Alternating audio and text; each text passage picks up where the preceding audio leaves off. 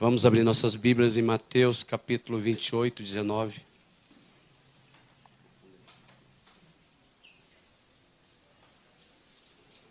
Mateus capítulo 28, versículo 19. Uma passagem muito conhecida.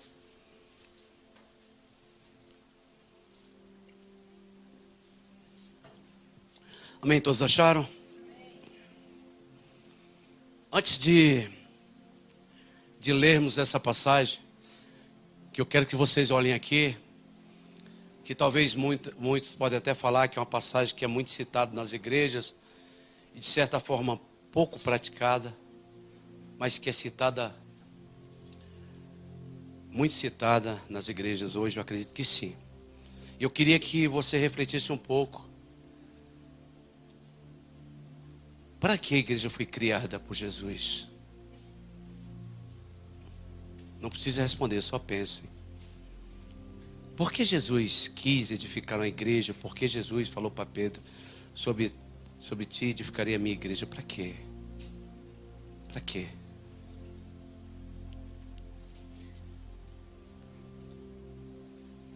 Qual é a missão da igreja? Para que foi criada a igreja e para qual é a missão da igreja? Pense um pouco.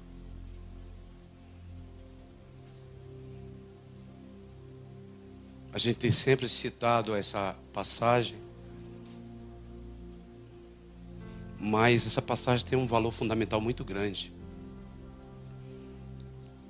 Foi uma ordenança de Jesus após a sua ressurreição. Quer dizer, uma ordenança de Jesus pós-ressurreição. Quando ele ressurgiu, o que ele disse? Portanto, ide e fazeis discípulo de todas as nações, batizando-os em nome do Pai, em nome do Filho e do Espírito Santo.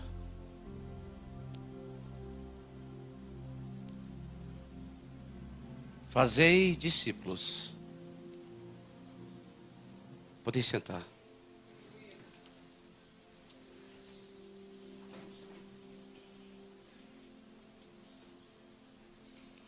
Esta sempre foi a missão da igreja. Independente daquilo que a pessoa foi designada ministerialmente, chamada para fazer, a missão da igreja sempre foi e sempre será expor o evangelho e, consequentemente, fazer discípulos. Aqui está dizendo isso. A igreja como agente de Deus. A igreja é agente de Deus. É corpo de Cristo. Tem que cumprir aquilo que lhe é básico. A igreja não foi chamada para ficar com entretenimento. Não foi. A igreja não foi chamada para ser a mais bonita. Não foi. A igreja não foi chamada para ser a maior. Não foi. A igreja não foi chamada para fazer pessoas ricas. Não foi. A igreja não foi chamada para as pessoas ser prósperas. Não foi. A igreja foi chamada para cumprir algo que é básico. Ide por todo mundo e pregai o evangelho. Fazeis discípulos.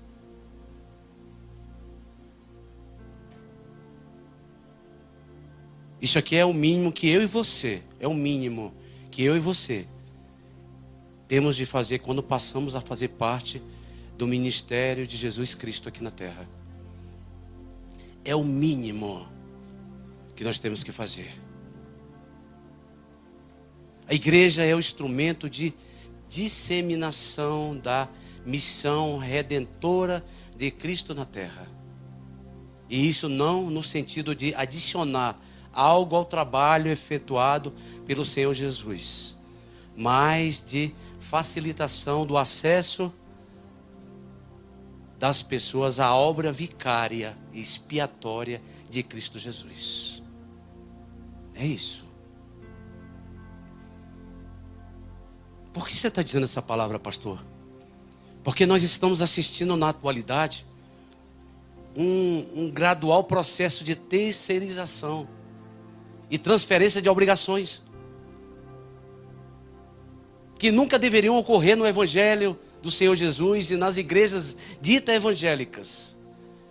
Tudo está sendo terceirizado.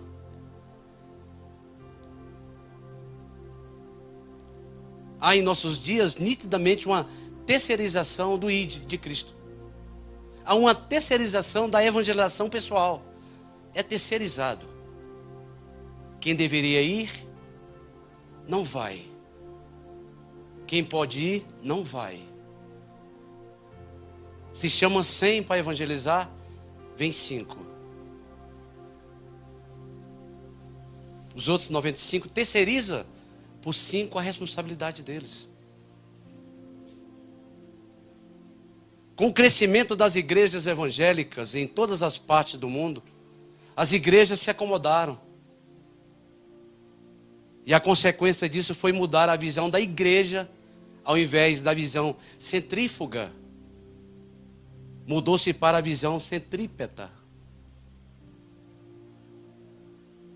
Ao invés de focarem em ir buscar o perdido, hoje a igreja faz o que o perdido venha à igreja. Olha que coisa louca. O ide de Jesus, portanto, o ide fazer discípulos mudou para muitas igrejas. Ficais e as pessoas vão vir e vão se fazer discípulos dentro das igrejas.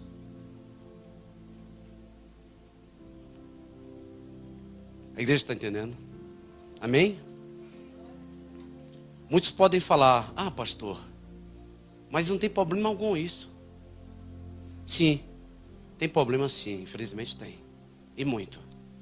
A evangelização terceirizada é fraca. Porque ela vem embutida em muitas coisas que não tem nada a ver com a forma de como Cristo Jesus e os apóstolos evangelizavam na época deles. Não tem nada a ver, não tem nada. A palavra precisa continuar a ter poder de palavra. A Bíblia sagrada precisa continuar a ter poder de palavra de Deus, de boca de Deus. Não podemos trocar a palavra pelo virtual. A evangelização hoje terceirizada, ela é muito virtual. Pastor, virtual como? Pelas encenações, que é feita para chamar a atenção das pessoas, pelo deslumbre das fantasias apresentadas nas ditas evangelizações teatrais dos nossos dias. E a pessoa vem para a igreja achando que a igreja é um grande teatro, onde tem fantoches, de certa forma, e muitas têm.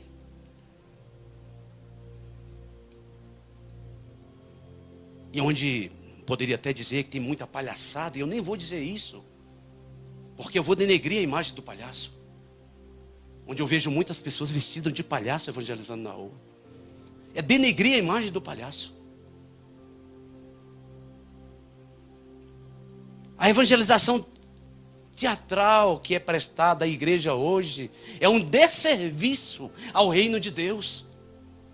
Porque ela enferma a igreja. Cada vez mais vem por uma outra coisa, não por Jesus. Ela deixa a igreja cada vez mais enferma. Porque as pessoas que vêm lá de fora não vêm pela palavra dita e pregada, elas vêm pelo que ela vê. E sobre a egíde da chamada vida privada, muitos cristãos estão negligenciando suas funções espirituais e talvez até religiosas, trazendo morbidez e comodismo. A terceirização do evangelismo subtrai o mandato da igreja e tolhe a expansão do reino de Deus. Lá em João capítulo 15, versículo 14, ele deixou uma palavra para mim e para todos vocês que estão aqui essa noite. Não devemos nos esquecer dessa palavra que Jesus nos disse. O que ele disse? Vós sereis meus amigos se fizerdes o que eu vos mando. Quer ser amigo de Jesus? Quer? Faz o que ele manda. Porque se você não fizer, eu ou você, não fizer o que ele manda, você não é amigo dele, não. Aqui está dizendo, ó, vós sereis meus amigos, se fizerdes o que eu vos mando. E o que ele manda? Ide e pregai o evangelho a toda criatura. Ele não mandou ninguém ficar sapateando dentro de igreja, não mandou fazer nada disso, rodando, não mandou nada disso. Ele não mandou ninguém vir para a igreja para adquirir tesouros, dinheiro, não mandou nada disso.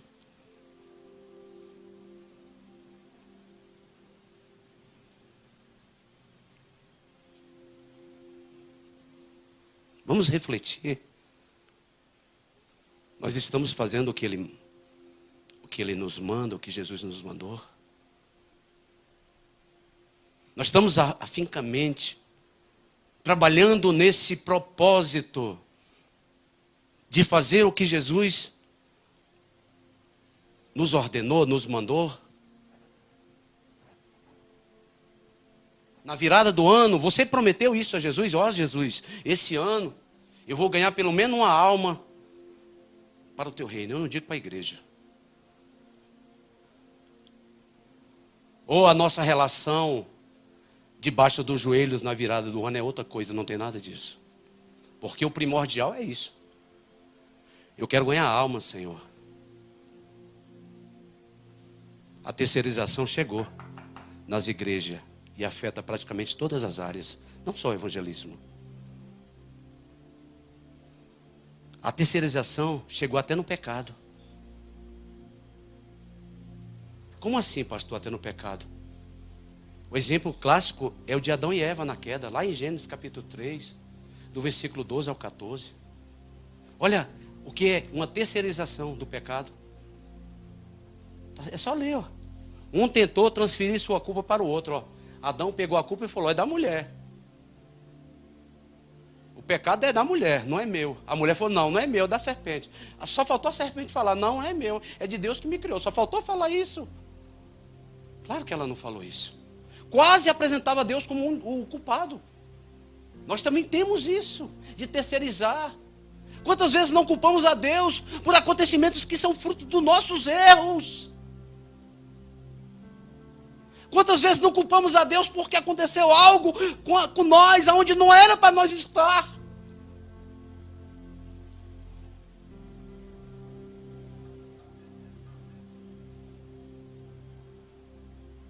Às vezes o que estamos a viver é fruto do nosso erro do passado.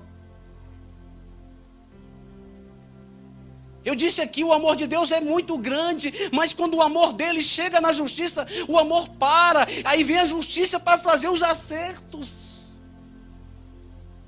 Todos nós temos uma fatura, e essa fatura na presença de Deus um dia chega.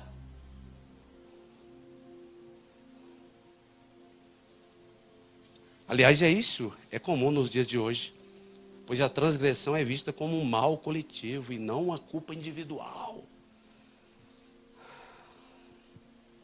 Ninguém quer assumir seu próprio pecado, a culpa é sempre do terceiro. Está aqui, ó. Adão, tu pecou, Adão. Tu errou. Então disse, quer dizer, Adão, aí você vai. A culpa é da mulher. A mulher não, a culpa é da serpente. Um foi passando a culpa para o outro. Uma terceirização.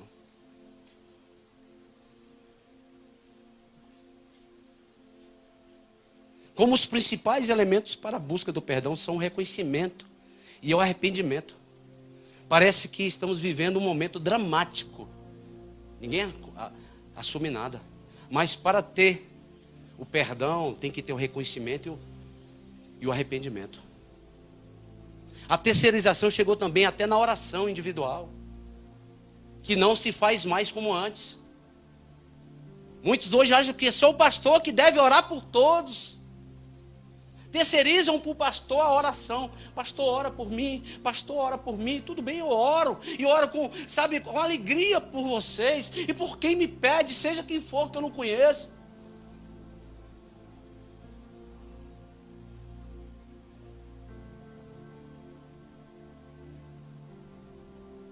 Eu sou de uma época que tinha um círculo de oração, as irmãs do círculo de oração, e todo mundo abandonava as irmãs do círculo de oração e jogava a oração toda em cima daquela irmãzinha do círculo, para orar por todo mundo.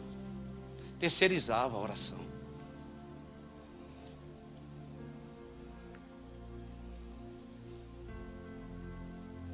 Isso também aconteceu porque se perdeu a noção do que é orar. Se perdeu a vontade de se ajoelhar e clamar: Senhor, eis-me aqui, fala ao meu coração. Queremos passar 3, 4 horas na frente de uma TV, mas não queremos passar 10 minutos na presença de Deus.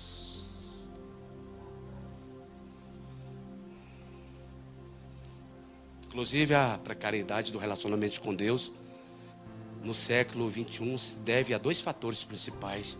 Essa coisa precária, dessa oração fraca. 2 fatores principais. O equívoco de acreditar que Deus não precisa nos orientar nas nossas pequenas decisões do dia a dia. E a redução do principal momento de diálogo com Deus. Não, isso aqui eu vou resolver, Deus não tem nada a ver. Aí não dá certo. E quando vai orar, ora aquela oraçãozinha fraquinha.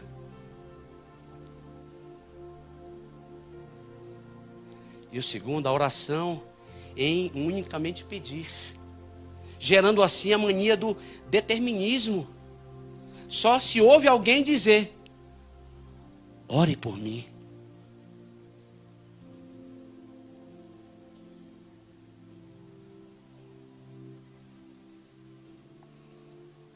Algumas semanas atrás fui surpreendido por mais uma daquelas tristes novidades que infelizmente acontece aos evangélicos do nosso tempo. Confesso que fiquei chocado ao ouvir pela boca de um pastor amigo e conhecido a mais recente modalidade ministerial e eclesiástica denominada personal prophet, que quer dizer profeta pessoal.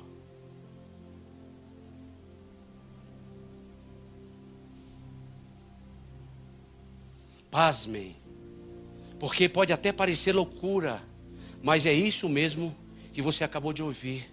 Aonde vamos parar?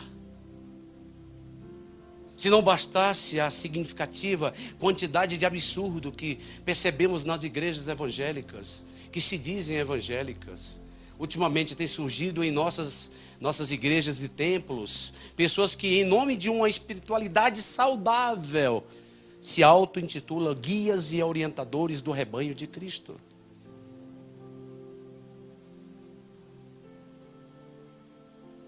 Quantos não me procuraram?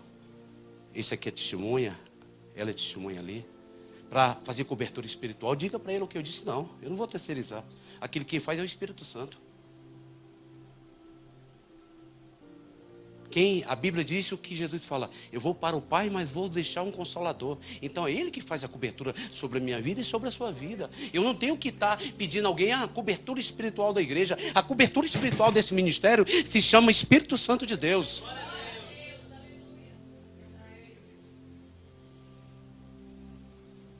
Tais indivíduos fundamentam seus comportamentos no desenvolvimento da sociedade e a modernidade, onde, em virtude de fatores mais distintos, sentem-se necessitados em contratar especialistas em determinadas áreas, no intuito único de satisfazer suas necessidades humanas. Quer dizer, profeta pessoal. Ou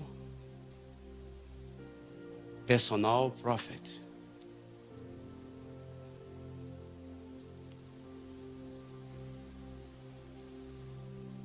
Diante disso, alguns podem até afirmar: para que orar? Para que me relacionar com Deus se eu tenho alguém que pode fazer isso por mim? Eu tenho meu personal agora. O personal está lá orando por mim. O meu profeta personal está lá orando por mim. Aonde eu vou tem alguém que está orando por mim. É assim que está acontecendo. Vocês estão achando que aonde ia chegar vai muito mais longe. Se terceirizou Eu não preciso nem me ajoelhar. Eu já tenho alguém que fica ajoelhado orando por mim. E eu pago ele mensalmente.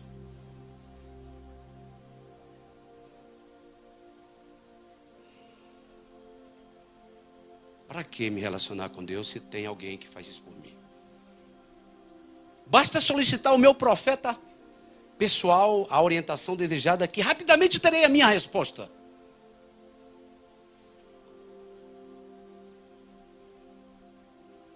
O pior, queridos e queridas de Jesus, é que do jeito que a coisa anda, daqui a pouco vamos ler nas páginas dos principais jornais o seguinte anúncio. Pode crer que vocês vão ver. Ofereço o serviço de profeta. Oro por você, leio a Bíblia por você e ainda lhe dou resposta de Deus para os seus problemas. Cobro abaixo da tabela.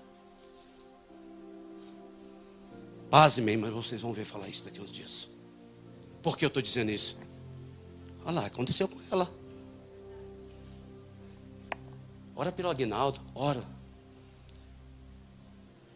Eu vou orar uma semana, na época, ó, R$50 a oração, isso aí há 10 anos atrás. Uma semana de oração por mim. 20 anos atrás, R$50. Busca o dízimo na sua casa. Eu vim buscar o dízimo. A busca era delivery. Vim lá buscar o dízimo lá. Pode perguntar a ela, eu acho que não era. Está aí, olha, para testemunhar aí, ó. R$50 há 20 anos atrás, por uma semana por mim. Valia o quê? Mais de 500 hoje. Queridos irmãos e irmãs, a evangelização, o pecado, a oração, a fé e a comunhão com Deus jamais poderão serem terceirizados.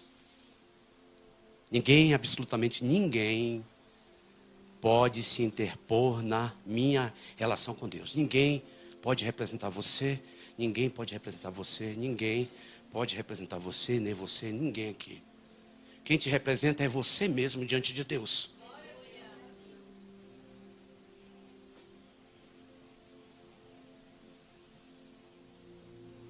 Jesus Cristo, nosso Senhor, morreu na cruz do Calvário para que cada um de nós que estamos aqui desfrutasse de momentos de absoluta intimidade com o Pai. Foi por isso que ele foi para a cruz, para você ter intimidade. Você ter intimidade com o Pai. Você poder chegar até Ele. Porque antes não tinha como. Mas quando ele foi para a cruz, quando ele foi para o Calvário, o véu se rasgou e agora nós temos esse livre acesso. Ninguém pode representar você. Humanamente aqui não, só você.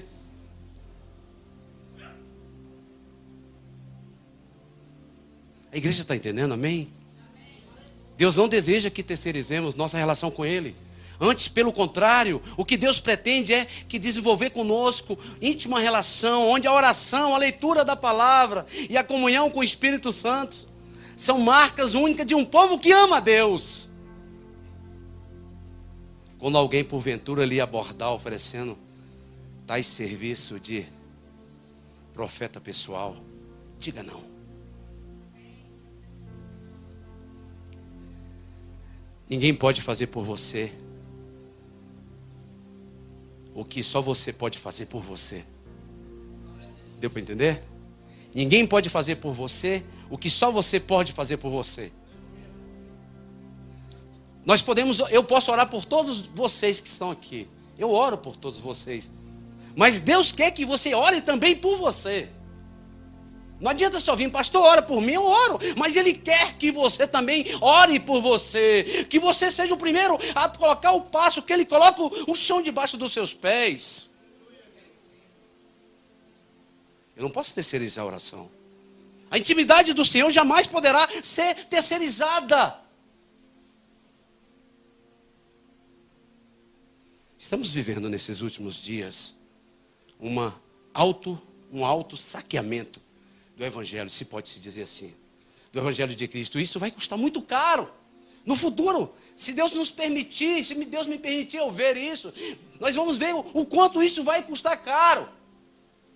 Os prejuízos dessa negligência premeditada se fazem sentir em muitas igrejas. Poderíamos falar ainda da terceirização da responsabilidade, de fazer a obra com ordem e decência. Vamos nos avaliar como obreiros de Deus. Cada um de vocês são obreiros de Deus. Se Ele mandou ir por todo mundo e pregar o Evangelho, você é o obreiro. E Ele chama a responsabilidade que nós nos reposicionemos urgentemente, assumindo urgentemente o teu chamado nas tarefas de Deus, para que não soframos o colapso que acomete a todos que padecem do mal chamado triunfalismo. A terceirização da culpa é muito perigosa e nos traz o engano de que estamos sempre certos. A culpa é da mulher que tu me deste, eu não estou errado. Não, a culpa é da serpente, quem fez a serpente foi o Senhor. Quando fazemos isso, quando tiramos a culpa que a gente tem que assumir, nós assumimos no ministério de Deus, de fazer a obra de Deus, lesamos a nossa própria consciência. Nós não estamos lesando a Deus, estamos lesando a nós mesmos, a nossa própria consciência. Amém? Amém, igreja? Essa foi a palavra que Deus colocou no meu coração essa noite para vocês, em nome de Jesus.